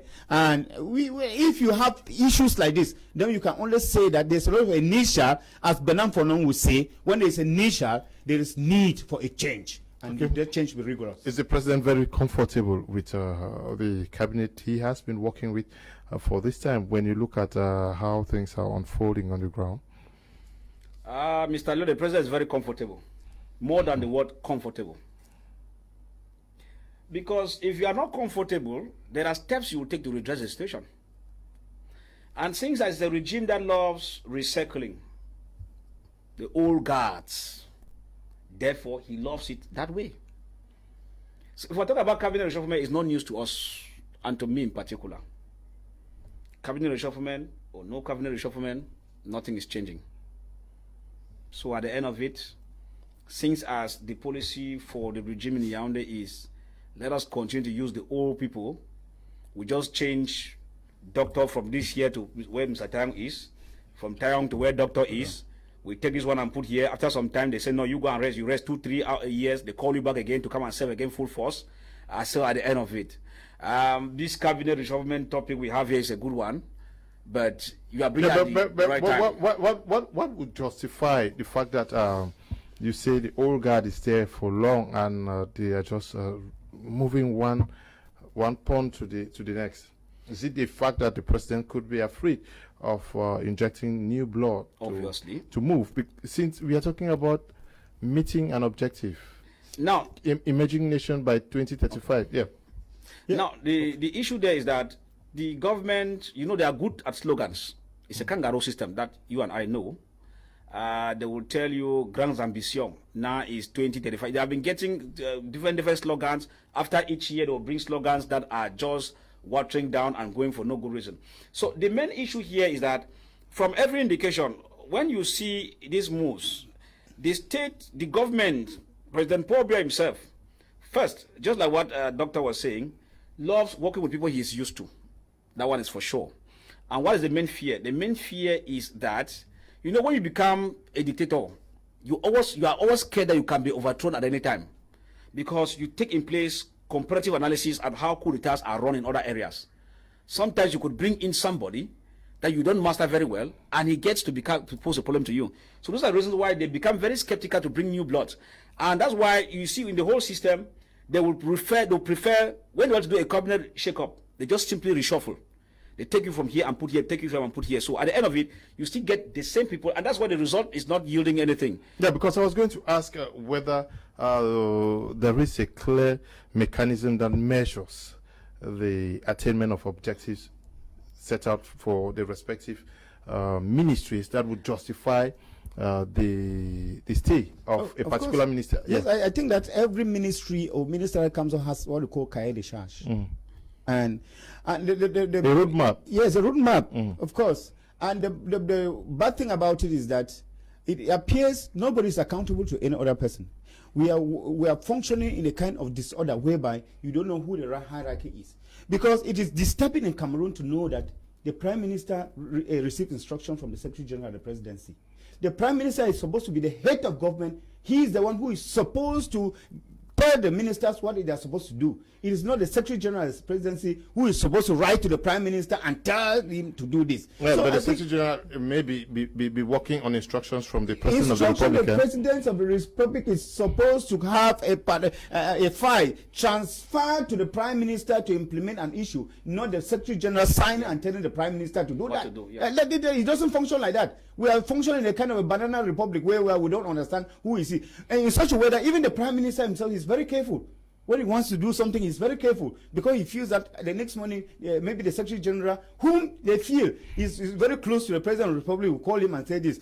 I was talking with the presidential guard, and he was telling me yesterday that they at the presidency, ministers, they respect them so much because they feel that they are talking face to face with the president. And that they don't even know that they themselves, they don't even have the opportunity to talk to the president. That sometimes the ministers treat them so well because just the fact that they're in the presidency. So that is the way we function in Cameroon. We do not function with the rules that are the stated rules. We function because of political inclinations that we have. Because somebody feels that appointments is not by merit. Somebody openly told me yesterday, a colleague at the university, and I was asking him, I just told him, he said, Professor, I had a man, Professor, I'm supposed to respect. I said, man, I hope that the next rector here, University of Douala, will be you. And he openly told me and said, okay, you are dreaming, because appointments of rectors are not by merit. That's, my elder at the university telling me. I was shocked because I told him that some of us will work out thinking that tomorrow they may compensate us with some of those things. He told me it's not by merit. It's how well you sing a song to a master in Yaoundé. It's how well somebody in Yaoundé decide that you are his person, you can do this. So that is the way the government in Cameroon functions, whereby the ministers, even at the level, right down at the level of the university where I'm concerned, somebody will tell you, I have an advantage and I'm married and I have the same presidential degree as you. And therefore, I'm answerable to the president and not to you. Because even right to the deans and even to the vice dean, is from the president of the republic. And then when somebody branches this to you and tell you the rector is a presidential degree, but me too, I'm a presidential degree. So you find that nobody feels that he has to respect hierarchy because you do not know who has the political power or the political weight to be able to go to Yaoundé and put you down. So everybody is very careful. You heard of the tussle at the University of Yaoundé too, where a dean was, a constant loggerhead with the who rector. And what happened? They compensated the dean by appointing a rector at another university. So that is just to say that we are functioning in a system whereby people think that they have their connections. There is the issue of connection, which we have to discourage. Okay, but I don't know how connections are holding back the possible shaking up of the cabinet for the nation. Maybe if I can just come one second with that. Have you heard of somebody collecting a lot of money because he feels that he's going to they are going to appoint him for the ministerial post? Ahijo had done 25 years and Pia 38. It's time to an Anglophone to also president ever if there is a CPDR or not.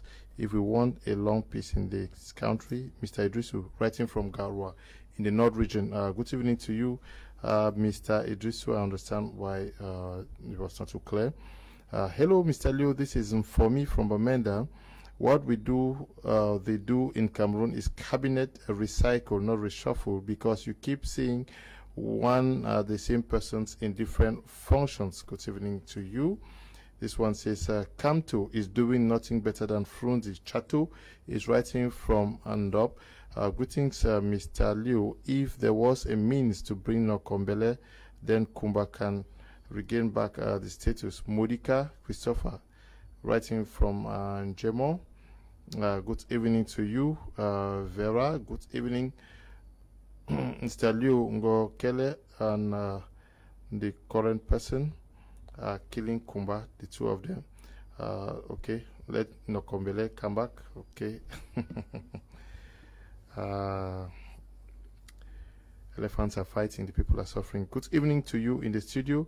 He must be comfortable with the cabinet, and if he has to change the cabinet, it must be the same old faces some of us have known for more than 30 years. 2035 emergence is unrealistic. Terence is writing from Mutengene. Good evening, Prime. I'm Yembe Julius Ndi, writing from Du.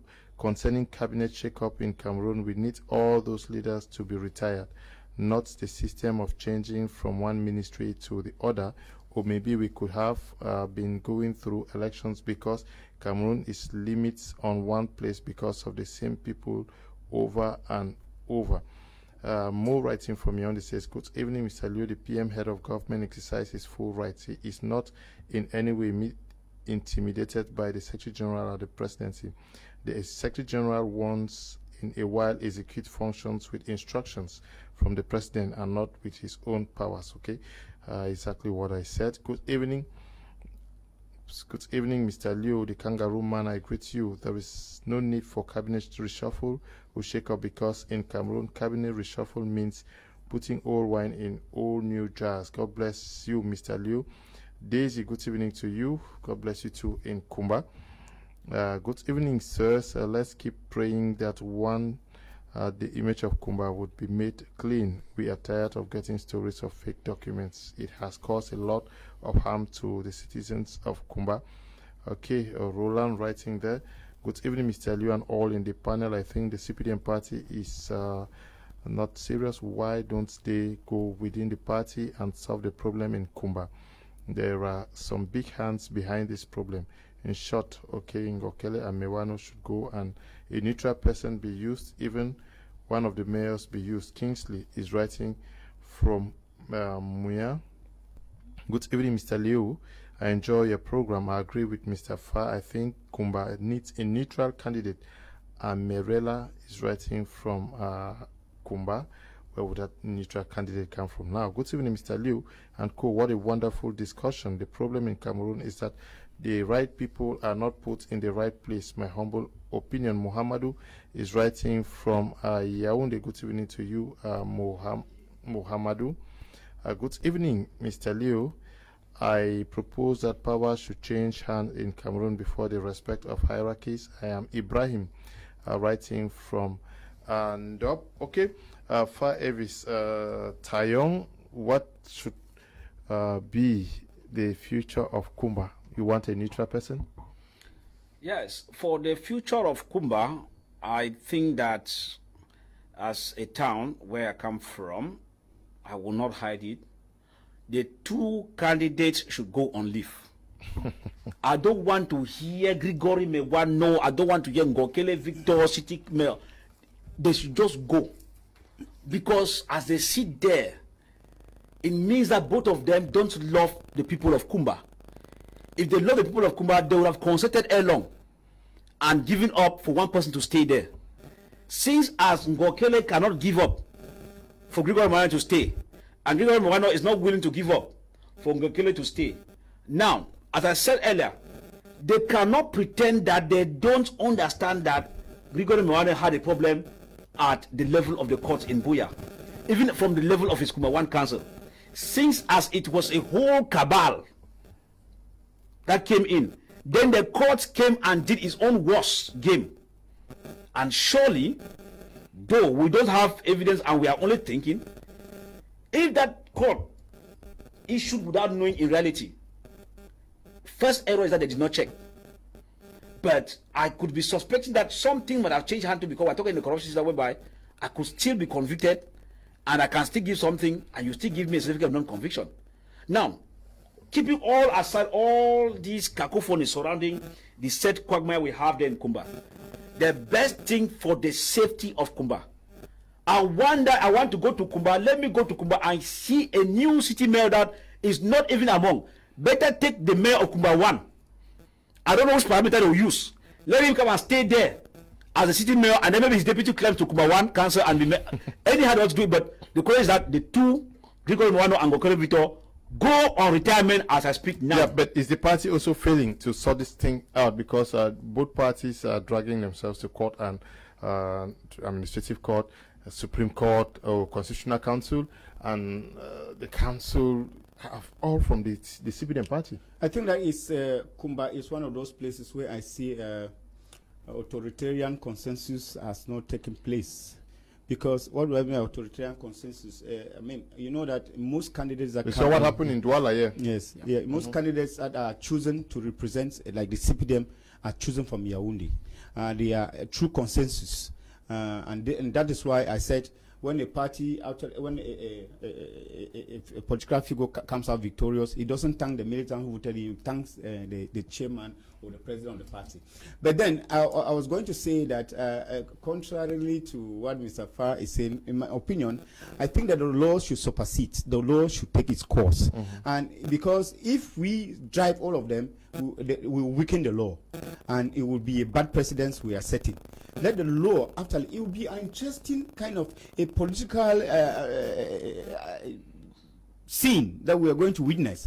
How the law actually overrides all of these wranglings and then stands up tall. At the end of it all, we see that the law has honestly been implemented, and then the rightful person has taken his place. I think that people are going to respect, because we cannot solve a problem by running away from it. When you bundle all of them and throw them away, I think that you have not really solved the problem. But if the law, as the law is there to be able to actually shield and honestly be implemented, I think that can be able to solve the problem. So coming back to the issue of the party, I think that the CPDM is messing up, and these are sometimes the signs of the last time, signs of the end, you know. And I think that the CRM should wake up this time around, because it appears that the horse is already limping and it may not be able to run very far again. So if they cannot come together on a consensus to say that this is the candidate we really want and everybody rally behind, it shows that the master himself is not being respected again. Because I remember that even Paul Tasson came and witnessed the last rerun of the election, meaning that he came with orders from the chair of Secretary General of the party, and those orders are usually very firm to tell the people, I will be orderly. We don't want any disgrace. Don't tell the opposition party that we are also in disorder. If these orders up to at this moment are not respected, and we are seeing what we are seeing, this kind of a movie that we are seeing, it means that even at the top it is already weak, and therefore people can be able to infiltrate, and take over the situation. Okay, we want to say thank you, Dr. Michael, for coming and talking to our televiewers this evening. It was a pleasure, and it will also be a pleasure for us to be able to discuss with your audience, because we discuss with them as it's more of interactive. When they write their messages too, it also encourages and lets us also know that they are watching. So it's a good thing. Now, we want to also note that we know that the councillors of the Kumba 1 Council might have followed the program. Maybe some of the facts we presented were not too accurate. If you think that we missed at some points and you want the population to understand better, feel free to call us and give us the right facts so that we can communicate out to our televiewers to know strictly what is supposed to happen and what has happened. We also want to thank you, Fire Tayong, for coming. You say the awards are coming up on Saturday? Yeah, on Saturday, that's Saturday the 12th at the Parliamentarian Flat Hotel, beginning at exactly 1 p.m. And tomorrow will be a caravan with our partners, without calling names for publicity reasons. We have a caravan that's kicking off tomorrow at 9 a.m. around the major towns of the major streets of Buya, Tiko, Mutengene, and moving right up to down to Limbe, with series of tombolas and some prizes that will be won regarding those who have awareness about the awards, the golden awards, and they'll back home with surprises. T-shirts are available and some other things that they'll be winning at random with our partners who are currently chairing the event. And that's said and done, we shall also have the partners present at Parliamentarian Flat. We were there today to look at the station. Security is already put in place and all what is expected, and we're looking at the hall to be sure that everything electrical wise, supply and everything is in order. So I think all is very set, and the laureates begin coming in tomorrow, so we'll be directing them to the various hotels. First, the main hotel is Parliamentarian Flat, where they'll be lodging for those who are coming from far. Logistical arrangements have been done. They will be lodging at the Parliamentarian Flat hotel itself. You have not told me where I will sleep now. No, you don't have a problem with coming where to sleep. You don't have a problem. Yeah, my man, and you are saying you did not tell me where I will sleep. You don't have a problem where to sleep. And it's going to be, the real event is going to be very snappy. We're looking at the fact that people come from far. We begin, people start arriving at 1, 2 o'clock we take. By 5:30 we are through. So it's going to be an event, though we have artists coming in. Mola Mungombe, the Ronan Bakure artist will be present there, even though he's also a laureate. He'll be treating the people. Reggae artists will be there, and other Cameroon show business artists. But we're going to make it very snappy that we're going to run the program just strictly for 4 hours. The times where we are.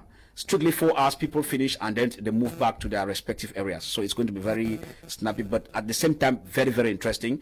And it's there that will announce to you the next program that is coming up shortly, still organized by the same team. So it's going to be a routine arrangement on the ground. So congratulations once more for my Media Prime.